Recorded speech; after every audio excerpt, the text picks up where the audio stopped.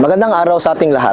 Ngayong araw ay ating ginugunita ang ika-128 anibersaryo ng ating kasarinlan na may temang kalayaan, kinabukasan at kasaysayan.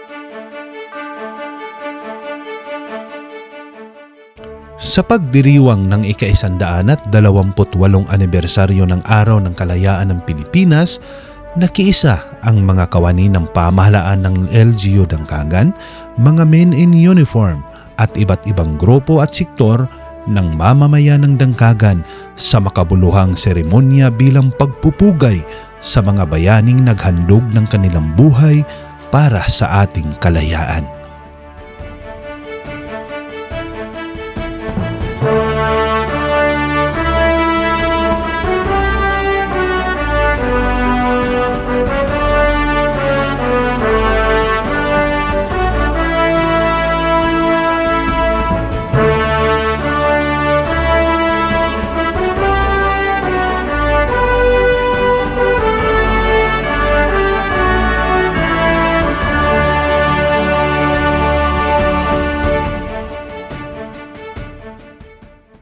Nagbigay naman ng mensahe ang Municipal Vice Mayor Servel Cabunok na nagpapaalala sa kahalagahan ng pagkakaisa, pagmamahal sa bayan at responsableng pagkamamamayan.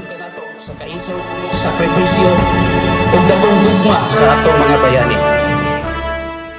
Ang kagawasan nga atong natagamtaman karon dili sayon nga nakuha kini bunga sa pagpaningkamot ug paghalad sa kinabuhi sa atong mga katigulangan nga mitindog aron maangkon nato kining maong kagawasan.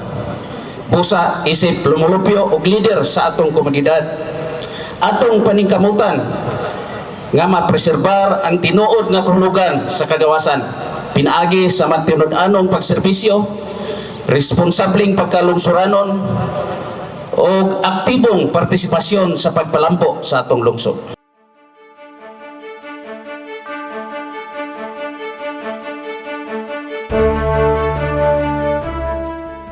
Pinangunahan naman ng Local Chief Executive Mark Vincent Dandasan ang panunumpa sa watawat bilang simbolo ng ating katapatan at pagmamahal sa bansa.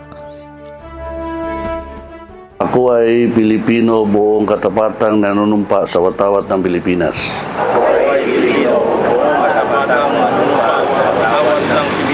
At sa Republika ang kanyang sinasagisag.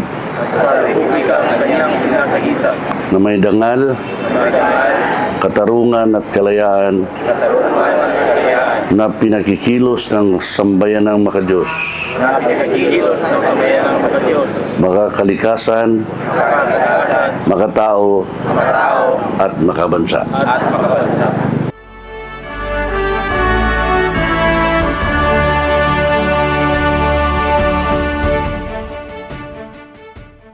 Bilang pagtatapos ng programa, ibinahagi ng Municipal Administrator Proto Dandasan ang kanyang mensahe na nagbibigay inspirasyon sa lahat upang patuloy na maging kabahagi sa paghubog ng isang mas maunlad at matatag na dangkagan.